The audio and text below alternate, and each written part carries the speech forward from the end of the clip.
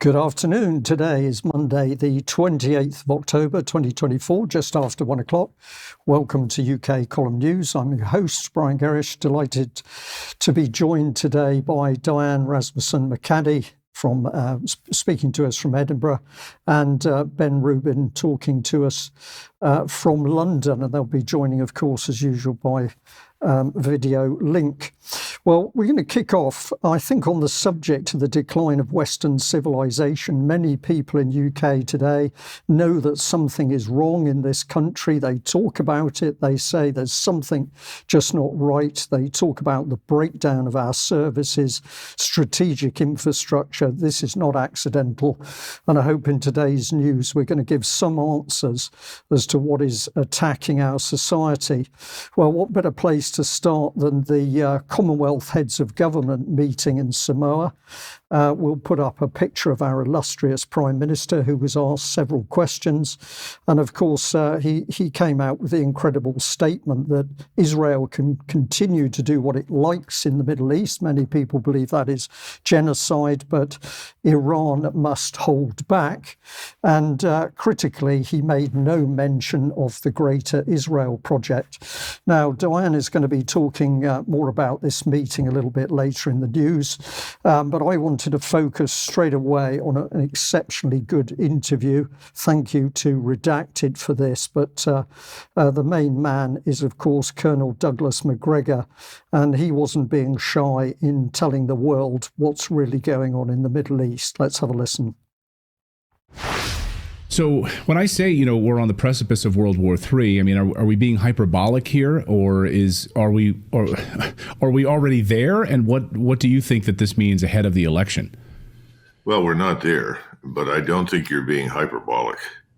We have to consider the following points. If you look at the current state of affairs on the ground in the Middle East, the Israelis are following the Greater Israel Plan, which has been on the shelf for many, many years. This Greater Israel Plan incorporates at least half of Lebanon, part of Syria, part of Jordan, and of course is denuded completely of Palestinian Arabs. So that's underway. And I think, though it has not been formally announced, that both London and Washington understand this and are supporting it. Now, what does this mean? This means that at this point in time, the Israelis have done about as much as they can do in Lebanon and Gaza. Now, they can continue to bomb and destroy infrastructure, and people are upset over hospitals and schools and other things being destroyed. This is part of the plan. It's to destroy all of the infrastructure, making it impossible for anybody to live there, forcing the millions that live in these places to leave, to go somewhere else, or die one way or the other. And this is what we in London are strongly supporting.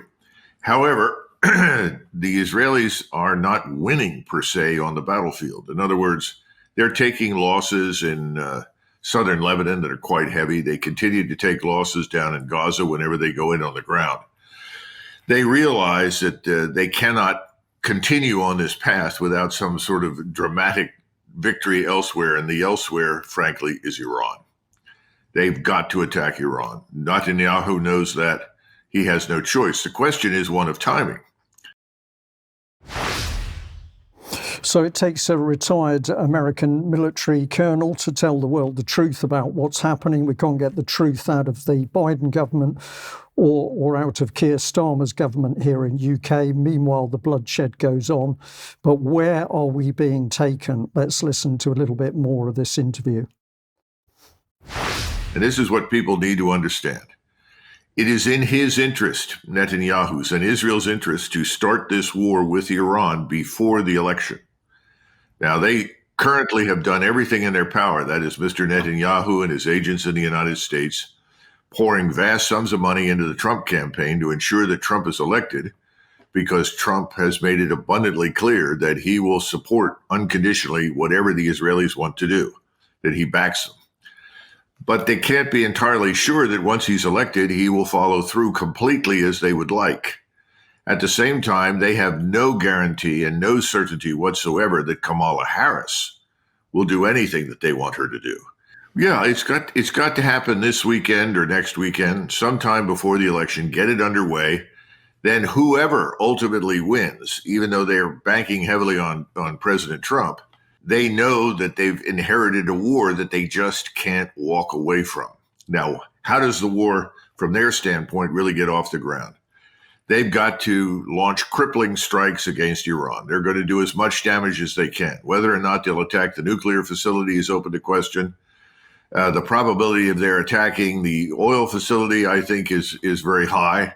Again, that's another lucrative target. There are many other things to hit, but those are the two most significant from the Israeli standpoint. Well, there we are. Pretty black and white analysis. Diane, let's bring you in. What's happening on the ground in the US elections at the moment? Oh, hello, Brian. Thanks for having me today. And hello, Ben. Yeah, so the most important thing, apparently, and that happened politically in 2024 so far, according to some people on Twitter/X, was Trump on Joe Rogan over the weekend. He's had, as of this morning, 33 million views on YouTube, a 3-hour interview discussion between Joe Rogan and Trump. I want to play just a short clip from this 3-hour video because it relates to what I reported last week about Trump working at McDonald's. Let's see what Trump had to say, and let's see what's really important. And I actually got a call from your friends at Google, from Sundar. That's pretty good, right? He said, this is the biggest thing we've had in years. You at McDonald's? At McDonald's. Did you know that? It was one of the... It was funny. Who's a great guy, by the way. But he said, this McDonald's thing, I want to tell you, it's one of the biggest things we've ever had on Google. It just hit. But the reason I did, and I actually, you never know about this stuff. I thought it was a throwaway. Mm-hmm. I didn't think our conversation was a throwaway, but I thought I'd walk in. And that was only to highlight the fact. And I have a friend, he owns like 56 of these McDonald's. And he said, you want to use one? I said, yeah, I love it. So we went there, and the crowd was crazy. They had 28,000 people around the whole thing. Did you see the outside? It was crazy. The cars couldn't get through. Secret Service was not exactly thrilled. We had no idea what the hell.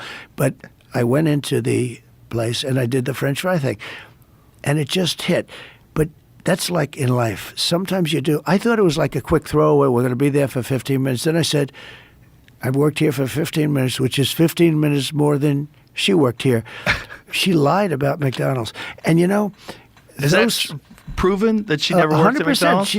McDonald's has no information. No, she has no information. There's nobody. The manager said she never worked there. It was a certain place, and he said they never. No, she lied. She's a liar. You know what they do? They'll say, like, on any one of the questions, they'll say, it's the exact opposite of what I say. So we have the breakdown of Western civilization going on. We have terrible conflict in the Middle East, and Trump is really worried about who saw him delivering French fries to the drivers at McDonald's. But let's look at Google Trends, and anyone can look at Google Trends if you want to see what people are talking about, what they're searching, what they're looking at. And worldwide from the past several days, we see that Kamala Harris is actually ahead of Trump in terms of Google searches and interactions with Kamala Harris. So I'm not sure that his claim about Google blowing up when he was at McDonald's is really entirely true after all, if we look at actual data. So if you look at some of the media that's covering the podcast over the weekend, they talked about Trump talking about space people. So again, with my coverage on space continuing, Trump saying there's no reason to think that Mars and all these planets don't have life. Maybe it's life we don't know. They are solid, beautiful people. They said, this is something, sir, this is something. They're not conspiracy guys. So we don't really know what that means, but it's very intriguing. So also over the weekend, we had Kamala Harris, since we have the election coming up in just a few days, next Tuesday, November 5th, luckily, it'll be over soon. And what we have here is we see the celebrity status coming in. So we had Kamala Harris's event in Houston. She had Beyonce's mother introducing Beyonce, and there's like the three of them hugging on stage. And the big focus on this particular rally in Houston was reproductive freedom. And we'll see what Kamala Harris had to say and what happened in response.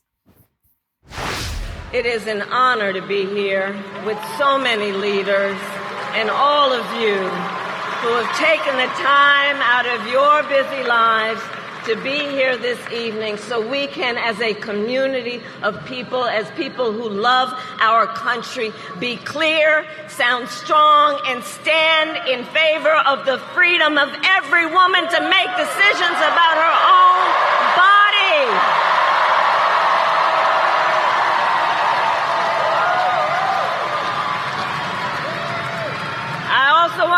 the members of Congress who are here, including Colin Allred.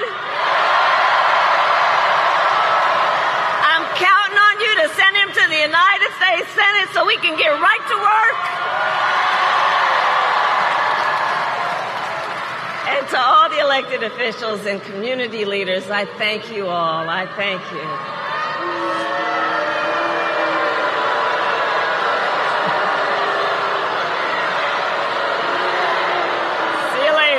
See you later.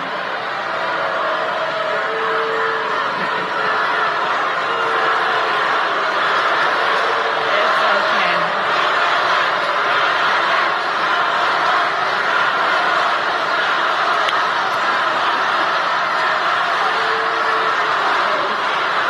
See?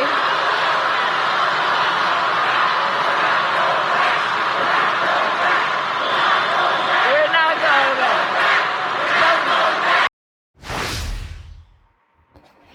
So we saw there Kamala's famous fake smile. She's smiling while somebody was getting thrown out of her rally. The mainstream media was covering this, that basically what it said was that she was interrupted 4 times during 10 minutes. And then she went on to say the beauty of the campaign is that we're fighting for democracy. And of course, as well, Trump had people kicked out of his rallies in 2016 when there were people that didn't agree with him. It doesn't seem very democratic to me.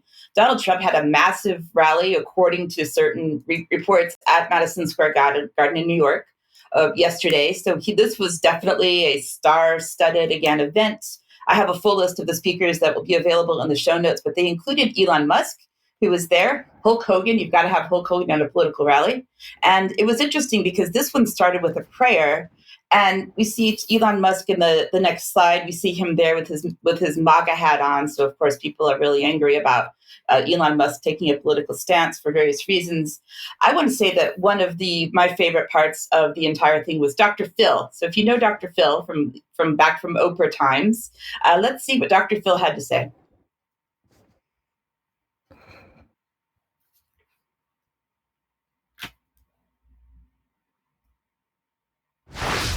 He's just better at it. And the same thing is true. When the Democrats or Harris call him fascist, Hitler, racist, misogynist, or a crook, is that bullying? Well, not really. It's ugly. But with the First Amendment, which we all want to keep, there's no imbalance of power, so it's not bullying. It's just like when he does. It may not be the best use of energy, but when you attack civilians, when you attack a citizen, and you use the power of the internet, you use mob mentality, you incite people to gang up and cause boycotts, then it's beyond ugly. And that's what's happening in this country right now, and that's not okay. So what happens in response to all of this? If you look all over the mainstream media, different sources, this is just one example from Sky News saying that he was evoking Nazism because there was a Nazi rally in Madison Square Garden in 1939, just months before the outbreak of the Second World War. So this goes along with the social media narrative that is, quote unquote, Trump is literally Hitler. I think that doesn't really make any sense for a lot of reasons. What happened at another one of Kamala Harris's rallies over the weekend in Michigan, my home state? We are fighting for America's future, and we understand the opportunity we have before us to turn the page on the fear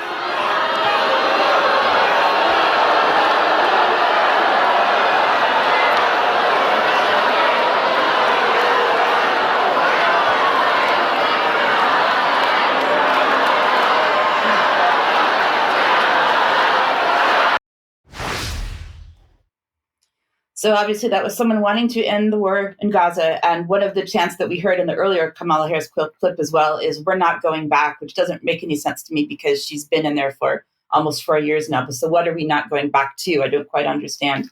I thought just for the sake of interest, especially for UK viewers, I would show an example of what my US election ballot, obviously a blank ballot at this point, that I wasn't going to show you the completed one, and along with some directions, just that you understand quickly difference. And if you want to see this in more detail, I've included a link to a sample ballot from my state, of Missouri, which was the last state I lived in, which is where I now vote, if you want to see a general ballot.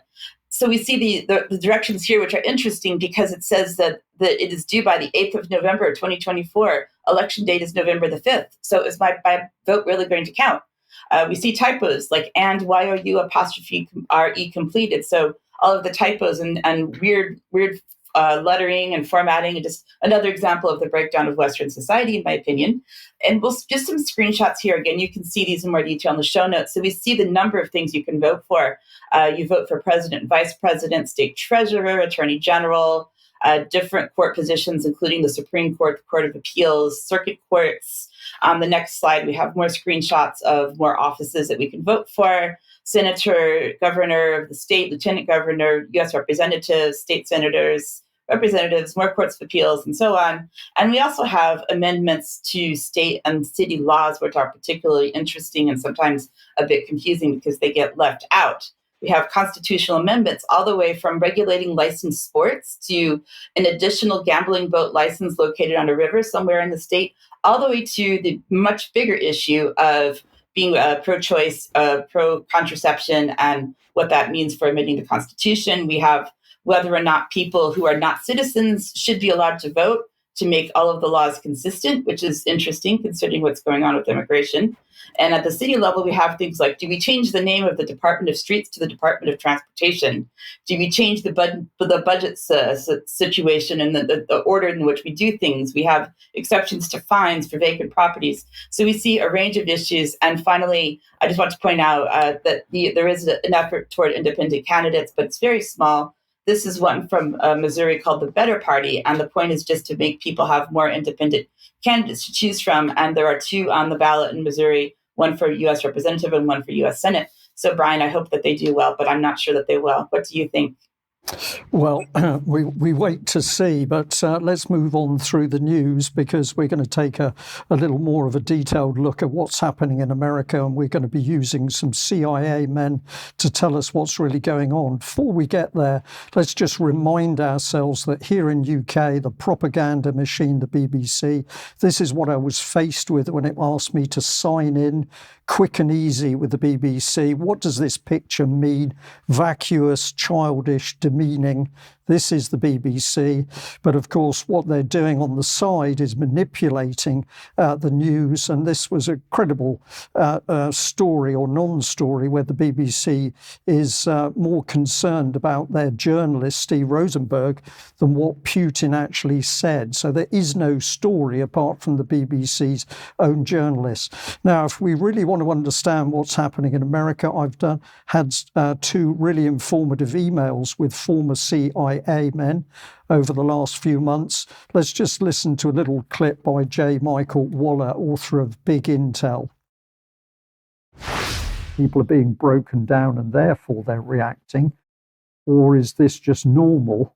And yes, the agency is doing something effective by analysing the behaviour of the public to pre-warn of a crime. If you ever met a lot of these social sciences and scientists and spent any time with them, you'll see that a lot of them fit the same profiles that they're applying to others. They're depressed, they have grievances, they have terrible family troubles, they feel alienated, they're angry. So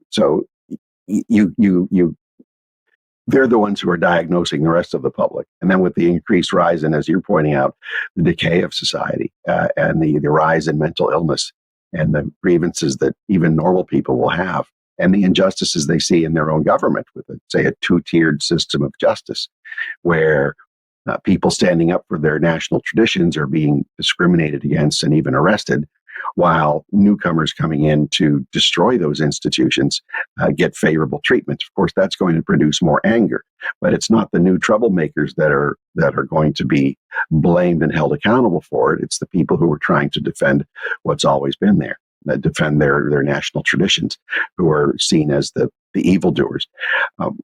What you have, though, when these social scientists come together and make reports the way you just summarized to the Secret Service, is that they're painting a huge segment of the society as prospective enemies.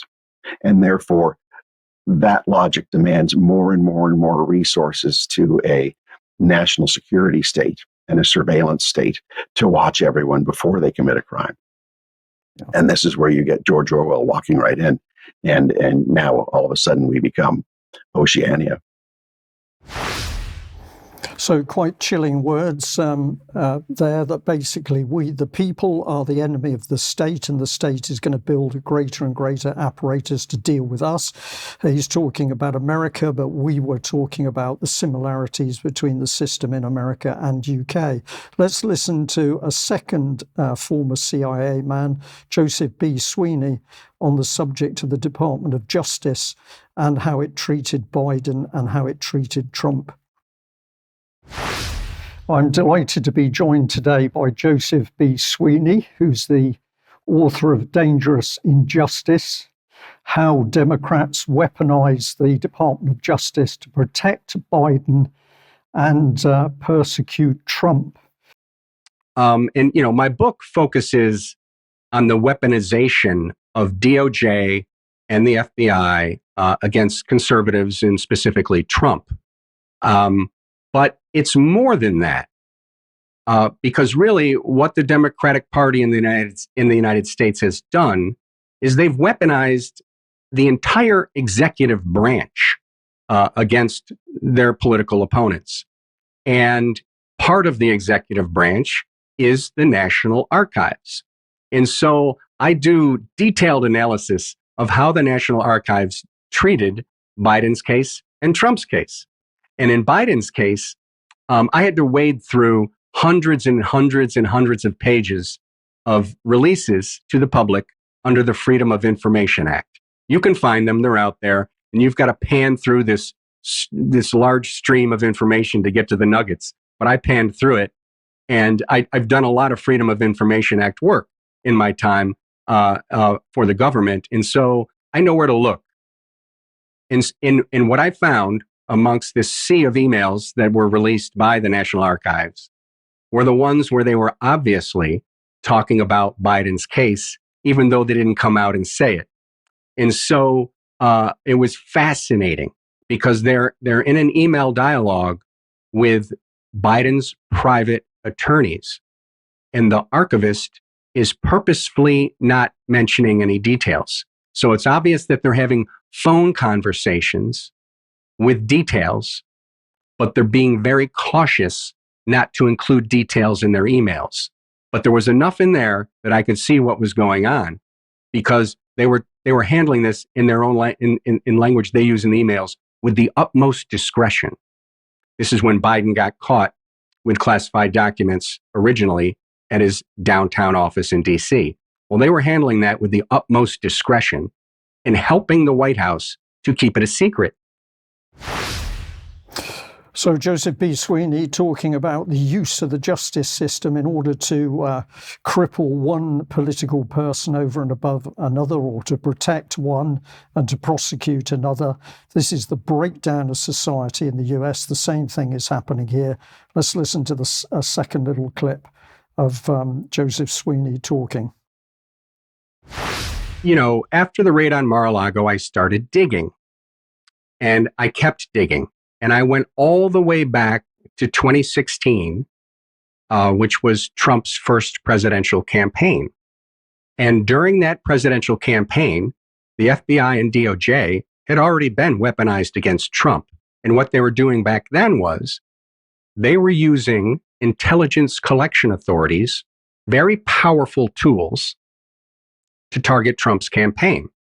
Now, these collection mechanisms are secret, because they're intelligence related.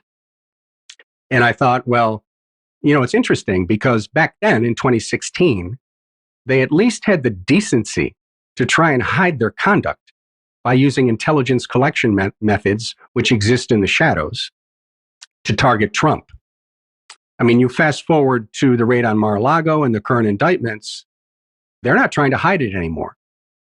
Their DOJ and the FBI are openly acting as enforcement arms for the Democratic Party. So this is immensely serious stuff. We've got political parties using not only the justice system for their political aims, but also using the intelligence services. And as I say, with both these ex-CIA men, we were talking about America and pointing out the similarities to what's happening in UK. Ben, let's bring you in, because one of the key issues that we also spoke about in those interviews was the woke attack, not only on certain areas of society, but on the security services themselves. Absolutely. Brian, Diane, lovely to be here. All the viewers at home. We're going to talk about politicization of race and the warring factions that are being created in this country, specifically in the UK, based on racial identity, in order to progress extremely divisive and destructive political ideas into the mainstream of British society. Now, before I get into this, it's important to point out that this is completely inorganic and it has absolutely nothing to do with black culture. And we're going to talk about what they call black people with reference to this organization, Black Equity Organization. Right? And as I say, this is a completely inorganic movement. It's got nothing to do with black culture. This is an agenda that's being pushed by the establishment and corporate money in order to radically reshape British society. Now, Black Equity Organization, as I said, we've spoken about it quite a bit over the past few months. They're there to fight what they call systemic racism and to deliver equity. Now, it's important to define what we mean by equity, right? I've read this out a few times before, but I'm going to repeat it just to make sure that we're absolutely clear what we're talking about. So equity and equality, what's the difference? So equality means every person, group of people or segment of society gets the same opportunities, resources and support. Great, that should be the way that things run. But apparently we need equity, which goes further.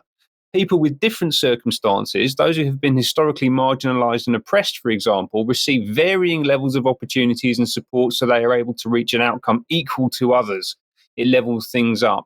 Now, this can only be delivered by a totalitarian state. There is no other way for equity to be delivered in society. Let's just get that out there right up front. Who's this organization run by? So an assortment of DBEs, OBEs, KCs, all of whom are living proof that systemic racism isn't actually an issue in our society. There's been no barrier to progress for these individuals who are the trustees of this organization. You've also got David Lammy in there, who's currently serving as Foreign Secretary of the UK. He's one of the most senior people in the British Labour Party. Again, no barrier to progress for David Lammy. And 2 weeks ago, they launched this report, Black Britain's Mandate, Shaping Our Future. And we're going to hear a quick introduction now from the CEO of Black Equity Organisation, Timi Okua, and the youth trustee, Athian Akech. Thank you for joining us and welcome to the launch of Black Britain's Mandate, the voice of Black Britain holding the government to account. Hello, my name is Timi Okua. I'm the CEO of the Black Equity Organisation. BEO is a national civil rights organisation for black people in the UK. We exist to dismantle systemic racism and promote economic, social, legal and political equity for black communities. Our mission is rooted in empowering black talent, enterprise and greatness in Britain. Through our work, we strive to ensure that black people can achieve self-determination and prosperity in a society free from racial discrimination. Hi, my name is Athian Akech. I'm the young trustee for BEO. Thank you very much for joining us today. I'm a 22-year-old activist and student from Camden in Northwest London. My role as the young trustee is to support Timi and the wider organisation in the great work they're doing around racial equality and to provide the perspective of young people from the ground and to articulate our hopes and fears and to ensure that the vision of this organisation matches up with what's happening with young people on the ground. So Black Equity Organisation is working to free ourselves from racial discrimination by introducing racial discrimination into society, as I'll get into. Now, there's a very important word here that was used in the title of the report, and it's this one, mandate. Right? Now, what does that mean? An authoritative command or instruction, or a command or authorization given by a political electorate to the winner of an election. Now, there's nothing in this report that has been subject to democratic scrutiny at all, but they're claiming to have a mandate to speak on behalf of the whole of Black Britain. Yeah, so there's nearly 3 million people that we're talking about. And they believe that they have a mandate because they've run a few interactions with just under 2,000 people. If you top those numbers up, it works out to just under 2,000 people across 5 cities in the UK, which works out to 0.07% of the population. So apparently this organization has a mandate to speak on behalf of all Black people based on talking to 0.07% of the population in a highly staged, managed process, right? Being run by very powerful and very ideologically compromised, frankly, groups of people. And actually, this is a great example of why these democratic innovations like citizens' assemblies and sortition and that kind of thing are so dangerous and frankly dishonest, because they're coming out and making very bold statements and big demands based on talking to an extraordinarily small number of people. Now, what are the demands? And they are demands, by the way. They actually say in the report, we have policy demands, things that we absolutely must do in response to the mandate that has been handed down from this tiny group of people. And there are 38 in the report. I won't read them all out, but I'll give you a few examples here. And so we can see here policy demands for a comprehensive cross-government race equality strategy, which will include structural racism and anti-racist pledge, which would be introduced for politicians, prioritizing data and evidence on race, ethnicity, and intersectional inequalities. So a lot of this is about information gathering, and all of that, again, is predicated on the existence of a state which can hoover up this information and hold it and use it to define policy agendas. They want to introduce a minister to oversee race equality strategy. They want to commit to racial justice for Black communities, strengthen enforcement of equality legislation, introduce race equality responsive budgeting. So a lot of this is about how money gets deployed across the system. They want to strengthen the Equality Act. They want to expand a new Race Equality Act. And they also want to ratify Article 14 of the UN Convention on the Elimination of All Forms of Race Discrimination, which would make the UN the ultimate power that people could appeal to in race discrimination cases, right? So this is actually short-circuiting the role of the nation state in governing its own citizens. Really remarkable stuff. A few more examples here. So further policy demands towards racial equity and racial justice in Britain. They want a child poverty task force to look at racial inequalities and child poverty. They want to remove the 2-child limit for benefits in the first budget, really importantly. So actually the state needs to pay for larger families, take a much greater role in how families are supported, a comprehensive child poverty strategy, reforms to social security, housing, universal credit. So a lot of this, again, is about wealth redistribution. These are all political items, by the way, right? So this is all about projecting power, ultimately, right? Changing legislation in order to project power. A few more examples. Okay, again, there were 38 in here, and I've just pulled out a few. Mandating ethnicity and disability pay gap reporting, ensuring high-quality jobs and subsidised skills training for Black workers, right? So, again, putting them to the front of the queue ahead of others, which is going to cause division, is going to cause conflict, ultimately. Tackling low pay and job insecurity to alleviate poverty in Black communities, including a national strategy to improve outcomes for Black businesses. Right, and actually, from the video, that was a short clip that I showed you a moment ago. This is from the extended version of that. We can see here that they actually want the government to intervene in situations where entrepreneurial ventures, small businesses, aren't making a profit. Right, that's got absolutely nothing to do with the state. Right, that's a market issue. So the government intervening there is completely ridiculous. Right, and actually, it's not just the market they want to intervene in. This goes right down into dealing with issues of domestic violence, family issues, things that are ultimately social issues, right? It's got nothing to do with governance, right? But they want to introduce government into absolutely every area of society. What else is this linked to, right? So this is part of a network of these types of organizations pushing this agenda. Well, interestingly, it's directly linked to My Life, My Say, who we've spoken about previously, this supposedly youth-led charity, which is actually backed by Tony Blair, Chatham House, the Rothschild family, a bunch of other organizations. And we can see here Athian Akchet, the trustee that we just saw in the video a moment ago, speaking at the Next Generation conference last year. So this was in November last year. They're excited about the My Life, My Say conference coming up in a few weeks. So you can see that he's very much involved in what My Life, My Say are doing. My Life, My Say are directly linked into, well, I've already mentioned a few organisations, but one of them is Tortoise Media. Tortoise Media are up at the London Stock Exchange last week talking about sustainable investment. And interestingly, we can see here James Harding at the boardroom table at the London Stock Exchange. He's the editor and founder of Tortoise Media. And at the other end of the table, we've got Dan Laws, who's the co-CEO of My Life, My Say. Right? So this is all essentially the same network. And we think that tortoise is a reference to Fabianism because the mascot of the Fabian Society is a tortoise, or it was up until the 1960s. Actually, MLMS were at the Fabian Society event at the Labour conference just a few weeks ago.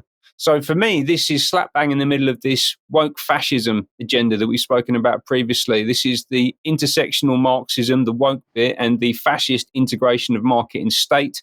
This unholy alliance between money and power, what I call, which is essentially what I view as the definition of Fabianism. We've talked about the intersectional Marxist piece.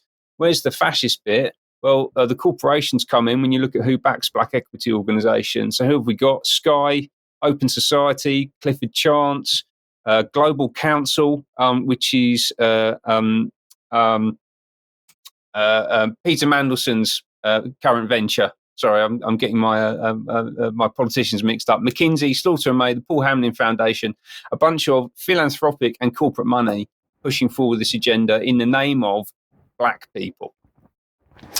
Ben, thank you very much for that. We've got to do a lot more to get the lid fully off what's happening in the country, but I'm going to stress again, very interesting that we've now got security intelligence operatives warning about subversion in America. We're seeing the same thing in UK. Now, for our audience, if you like what we're doing, please support us. We can only do what we do with your financial support. You can make a donation, of course, if you have a look at this on UK Column website, take out a £5 monthly membership, £50 a year, or as some people prefer, to take out a lifetime membership with us. You can buy from the shop, and you can also buy useful healthcare products via our association with Clive de Carle. So that's all on the website. Do have a look at it.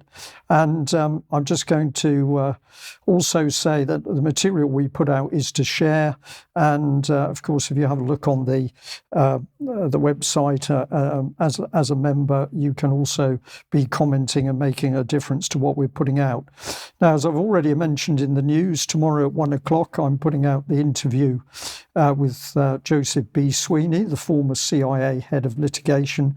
Absolutely fascinating what this man has to say about what's been going on in the justice system in America in relation to Biden and Trump. So that's at 1 o'clock tomorrow. Don't miss that. Well, Diane, let's bring you back and take us into that Samoan meeting, Commonwealth heads of government. What's been going on? Yeah, thanks, Brian. A lot of people might have missed this, that there was a government meeting of all of the heads of government in the Commonwealth that took place last week in Samoa, as you mentioned earlier in the news. The focus was the title, One Resilient Common Future, Transforming Our Commonwealth. And notice that Commonwealth is 2 words, and that's something we noticed throughout because they're really talking a lot about funneling money to developing countries and away from the West and so on.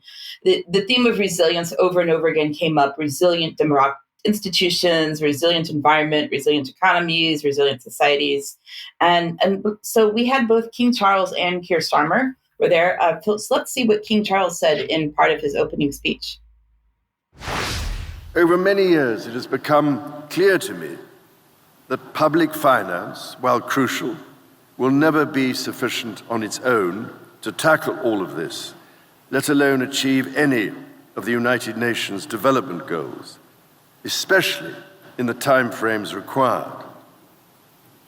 The Commonwealth, therefore, has an opportunity to work together with the private sector and civil society to unlock private sector capital for this mission, and in so doing, promote trade and investment and opportunities for young people. I was encouraged to hear yesterday from leading members of the private sector that they recognize their ability and indeed their responsibility to aid and invest in climate transition, in resilience, and in nature restoration.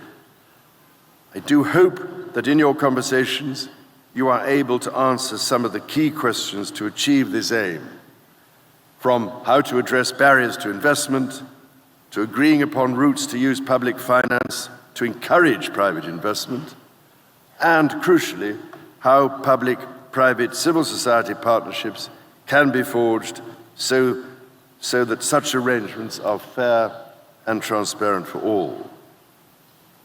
If, ladies and gentlemen, the Commonwealth can succeed with this endeavor, then it will be an indispensable example to the rest of the world. So I'm not sure what resilience means in King Charles's mind or in the minds of these organizations, but if the resilience means that we are trying to recover from difficulty and are doing well, what difficulties exactly are we recovering from?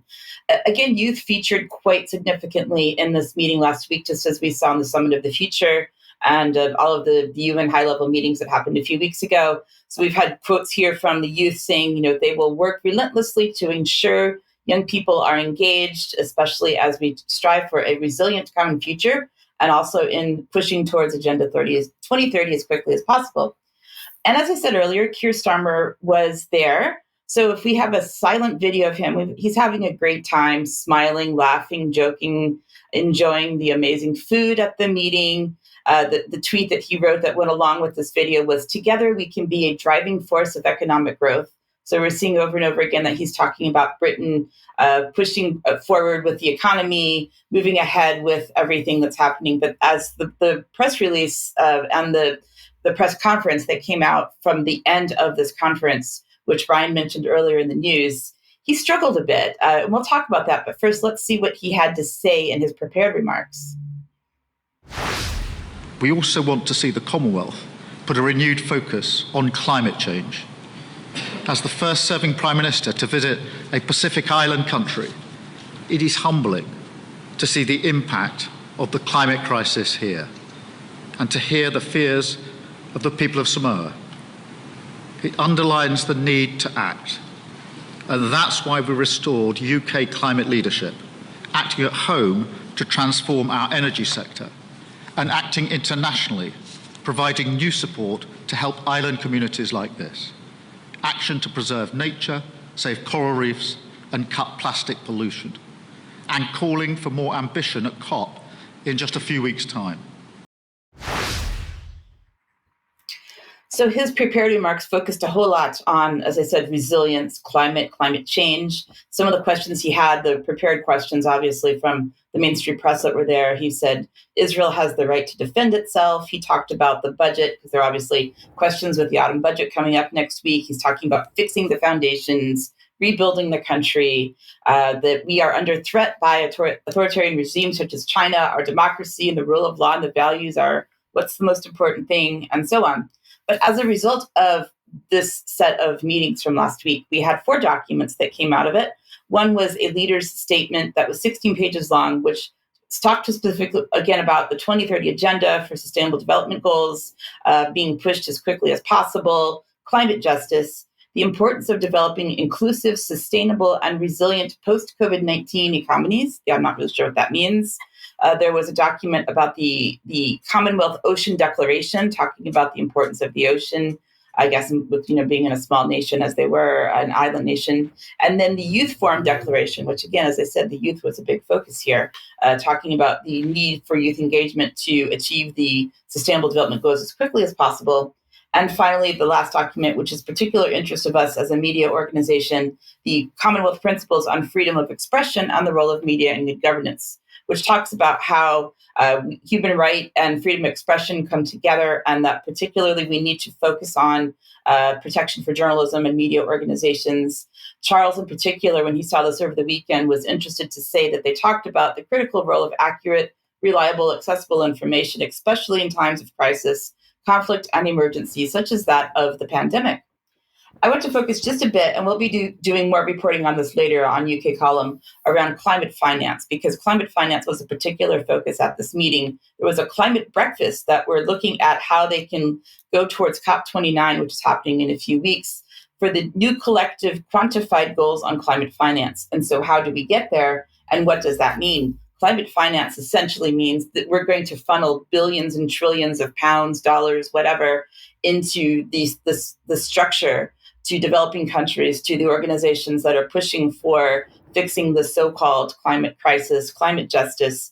And it's set from a floor of US dollars 100 billion per year prior to 2025, which we know, of course, is just going to accelerate from there. So what are we doing to get all this money to where they want it to go? Taking money from us, from public funds, from taxpayers, and so on. So there was a lot of discussion about that at the meeting. The high-level dialogue, as they called it, the high-level ministerial dialogue on this goal of climate change should have at least 2 layers. This is according to the UK representation that was at the meeting. The outer layer would be in the trillions, should reflect the needs of developing countries. This is about international finance flowing towards developing countries. And the inner layer should be a public core in the billions, with a different character to the outer layer, as it would be mobilized for developing countries from a group of contributors who would be accountable to it. So finally, and again, we'll be reporting on this a bit later as well, Oxfam released a report this month about climate finance being unchecked. There is basically billions of dollars that are not accounted for, according to this Oxfam report.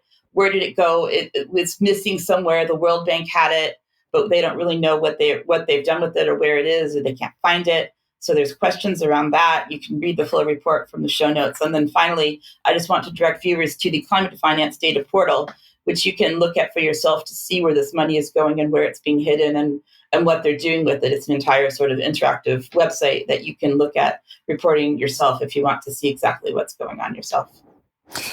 Diane, thank you very much for taking us through that. And if we have any viewers with us today, listeners who are thinking, well, why this concentration on matters to do with climate change? The answer is because it is the climate change agenda globally. That agenda is driving every single layer of national politics. And I'm going to show you a bit more of that later in the news. Ben, let's bring you back. And reparations is the key subject.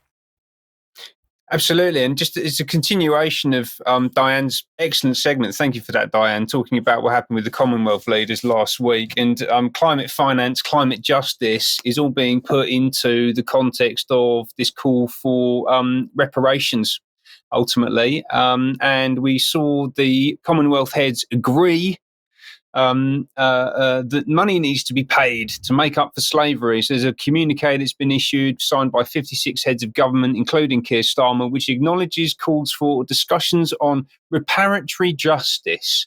That's what they call it. And a lot of people have got behind this, as you can imagine. The BBC are quite favourable to it. Tortoise Media, who I spoke about earlier, are quite favourable to it, saying that the rich North have to start listening seriously to demands for reparations from Commonwealth countries. Now, Starmer has said quite explicitly that he's not going to make cash payments, but what they could potentially be offering, and I think they're laying the groundwork for this right now, right, is this idea that they're going to provide non-cash forms of reparatory justice, and that's going to involve loads of sustainable tech. So these renewable energy systems, AI systems, digital infrastructure, which is actually the infrastructure for the New World Order. And I've made this little meme just to bring that to life for you. So you can see reparations, aren't we kind? We're going to issue restorative justice for the crimes of the past by giving you the apparatus required to further enslave you. And the British taxpayer is going to have to foot the bill for all of that, obviously. Now, this isn't just in the Commonwealth. This is coming from the UK as well, coming from our Parliament. And this is one of the big things that's driving this kind of black equity narrative that I've talked about earlier on in the show. I'm just going to watch a short film here from Dawn Butler, Labour MP for Forest Gate, which is from Parliament a couple of weeks ago. The amount of money borrowed for the Slavery Abolition Act was so large that it wasn't paid off until 2015, which means that living British citizens helped pay to end the slave trade.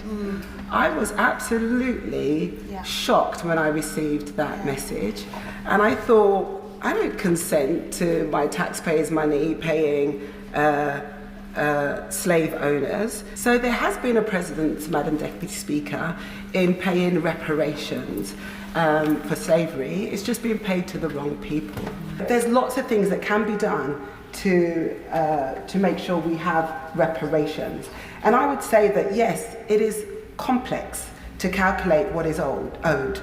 But let's not forget that in order for slavery to continue, people put a number on people's lives. People were sold for money. So if it could be done then, it can be done now.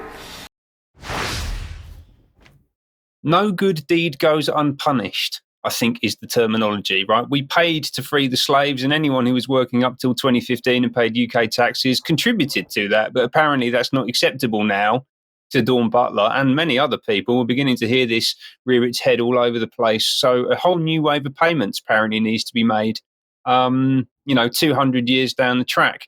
And that's probably, I would imagine, going to involve taxation on British citizens. You know, she's in the Houses of Parliament. It's how these people think and how they operate. But she mentioned the slave owners. Why is she not going to talk to them? Who is that money being paid to? Maybe they're the ones that should be on the hook of it. And actually, all of this stuff is based on a really fundamentally flawed understanding of history. And I made a short film, which is up on my Substack, riseuk.substack.com, called Prisoners of the Japanese, where I talk about my own grandfather's experience in the Japanese slave labour camps during World War II, which gives some additional context to this that I think is quite important.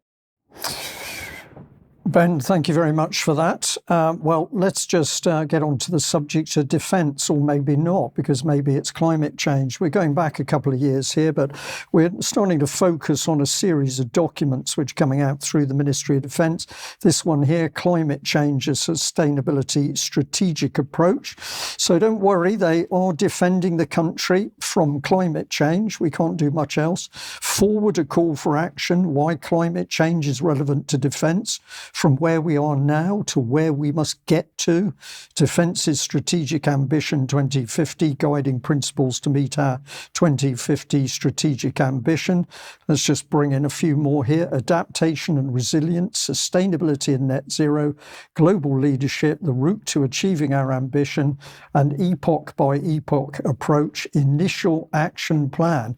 My goodness, they've been hard at work. Not defending the country, well, defending the country from higher temperatures, allegedly.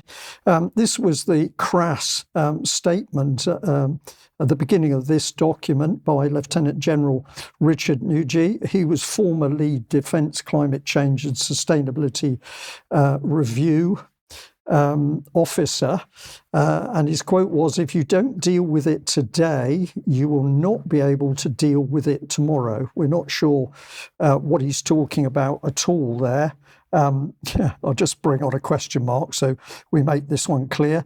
But the forward of this document he shared between himself and Jeremy Quinn, who was then the former Minister for Defence Procurement. He said it's now firmly a defence problem. Climate change is a significant challenge. Without adequate assessment of its effects, we leave ourselves exposed. We cannot let our capabilities become less effective against vulnerabilities we cannot see clearly. Remember that. We can't really see what's going on. We have to afford to keep up with the pace of change. But then he went on to say the threats of our modern world made worse by rising seas, extreme weather and creeping desertification will almost certainly lead to more conflict. So we've gone from vagaries to now almost certain when it comes to conflict. And then he goes on to say that more conflict itself will damage the planet. Those involved in the conflict will not be able to focus on the climate and instead will be creating more emissions whilst in conflict, therefore making it far less likely that we can reach any of the climate change Paris goals. Well, I'm just going to say sheer hypocrisy, because the same UK is pouring in billions into those wars in Ukraine and Gaza. So we are creating, according to this man, climate change. We couldn't make this nonsense up. It's crazy, but this is very, very dangerous woke policy. The document itself is very childish. It's full of cartoon images, very demeaning on the adult public of UK. But if we get into this document, something really nasty is happening, and that is that matters to do with climate change equal defence of the nation. And if the military are involved, then national security is at stake, and that brings in the intelligence community. And now what we're beginning to see is the population drowning under state control, all on the back of climate change, for which they admit themselves it's all a bit vague. So this is a little bit more detailed from the documentation. This one made me laugh because it said that military training could face greater disruption through changing environments and weather conditions, but not to worry because we can train in a simulator. So let's get those troops toughened up by getting them into a warm, air-conditioned simulator. Here's a bit more of the nonsense. I can't show you all of it. There's just too much.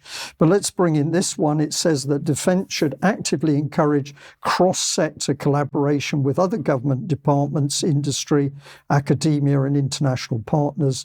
It should be alert to new types of collaboration that are needed to meet the ambition. So this is defence and security now being drilled into the population at large, all on the excuse that this is defending us from climate change. And I'll give you this last bit because this is where effectively we're into the globalist. I'm sure Ben would say this is fascism because all of this is going to be linked from our national defence and security system into dealing with a global system. And here you can see them, for example, talking about the UN COP26 goals. This is just one document. We're going to be doing a lot more on this because it's clear that climate change is going to drive every aspect of our life if we allow it. Now, Ben, just bring you in for the final segment. This is a tragic story, the death of a young man. What have you got to say? Yeah, you're right. It is a tragic story, and it's tragic in a number of ways. And one of them is the way that the death of a young man is being politicised and used as a way to create further tensions in society at a time when we really don't need them. And I've spoken a lot about race today. I'm going to continue on that theme. And this relates to a young gentleman called Chris Kaba, who was shot dead by police in London in September 22. And a officer was charged with his murder and was found not guilty last week. And that's caused a bit of an uproar, actually, in the black community in London. People are very emotional about it. There's a lot of comment going on about it online. And I just want to talk about what happened, actually, and sort of look at some of the evidence that has been released from the scene and a bit more of a background about him, and then some of the comments that we've seen from people in the community. So we got this first article here from The Voice, which is a black newspaper and now a website focused on the community, talking about celebrities and community groups calling for justice. Ultimately, they don't think that justice has been served, or certainly that's what we're being told here. The Guardian have obviously stepped in and expressed their concern at this shocking verdict, which is stoking old frustrations in Brixton. Apparently there is a distrust, disbelief and frustration is palpable on the streets around Electric Avenue in Brixton, the buzzing heart of South London, as news is sinking in that a police officer has been cleared of murdering an unarmed black man in the borough. And we've had Diane Abbott, God love her, also talking very publicly at a public event in the past few days in London, saying, and we've seen this week the police officer who killed Chris Kaba with a point-blank bullet from a rifle walk free from court. We have to fight against living in a society where the police think they are above the law, right? We have to fight against that. Now, let's actually take a look, because this all sounds awful, right? Unarmed black man shot dead by police. Let's have a little look at this report from Sky News, which shows what happened on the ground during that incident. On to New Park Road, continuing southbound. Pass, what's your ETA? 30 seconds. Through South London, a convoy of police cars followed the suspect's Audi Q8 It had been linked to a shooting the night before. Standing by for strikes, stand by, stand by. When it turned into a side street, police launched a plan to stop it and remove the driver. Onto Coastal Gardens. Do it here. It's in line. Boxed in, surrounded by armed police, the Audi rammed forwards. Oh, police! Show me your hands! Officers' body-worn cameras and dash cams caught the speed, the noise and the drama of what was happening. Watch yourself. The suspect's Audi drove backwards. Mind them, he's going to try and go. After 17 seconds, an officer fired one shot.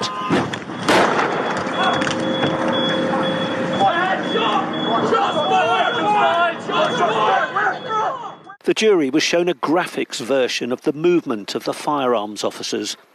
Blake is the yellow dot. He ends up in front of the suspect's car, from where he takes the final shot.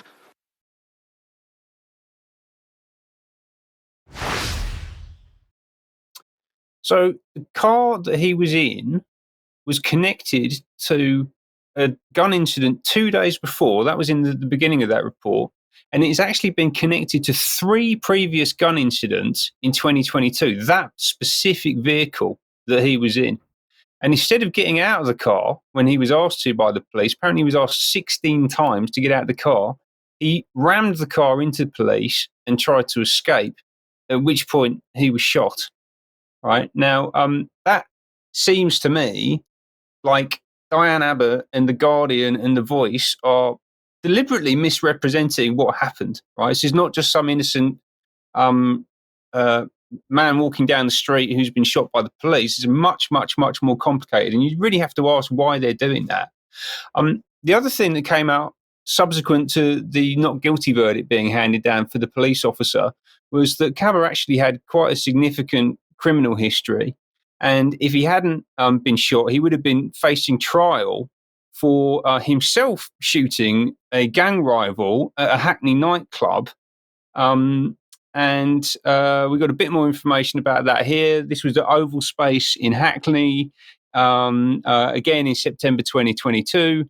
And the reporting on this had been restricted during the trial, and it can now be revealed that this took place. There's a little bit of video here showing exactly what happened. We haven't got a huge amount of time left on the news, but you can see here that's Kaba on the right-hand side with the blue arrow above him. He shot his gang rival. He chased him out of the club. There's an altercation out on the street, and the rival who was shot survived the incident, decided not to press charges, as is often the case in these situations. But there were no protests at the time about Kaba doing this. So Kaba being shot by the police leads to protests, but Kaba shooting someone himself doesn't lead to any kind of protest. And you can see here, sorry, this is a little bit graphic, but that is his victim on the street there collapsing ultimately. And this has been noted in the community, right? This is really crucial to understand that we're told by The Guardian, we're told by Diane Abbott, we're told by the Voice that there is a single community response to this, which is demanding justice for this poor innocent man. But actually, there's a lot of people, including Roger from Hackney, who I follow, who say that that isn't the case. I won't read all of this out because we're running over time, but you should go and find this. We'll provide a link to it. And this is Roger from Hackney sharing the story of a young man called Abraham Badru, who in 2018 was shot dead outside of his home in Hackney because 4 years prior to that, 11 years prior to that, at the age of 14, he prevented a girl from being gang raped. He gave evidence at trial, and the gang ultimately threatened him, hunted him down, and killed him. And Roger finishes his statement, you can see at the bottom here, is that instead of there being marches for this young gentleman, there were marches for a criminal. The death of a criminal is seen as worse than the death of a man who received a bravery award at the age of 14 because he stopped a girl from being gang raped. Far too many people are stuck on the stupid. And I think that includes The Guardian and Diane Abbott in this instance.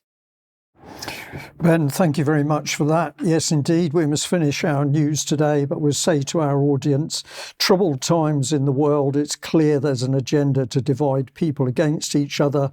Look after your fellow man, fellow woman, and at the end of the day, stick up for the vulnerable. We've got a lot more to report on this attack on Western society, and we'll be discussing this more in extra time coming up in a few moments for UK Column members. Thank you all for joining us wherever you are in the world. We will be back for our news at 1 o'clock on Wednesday. See you then. Bye-bye.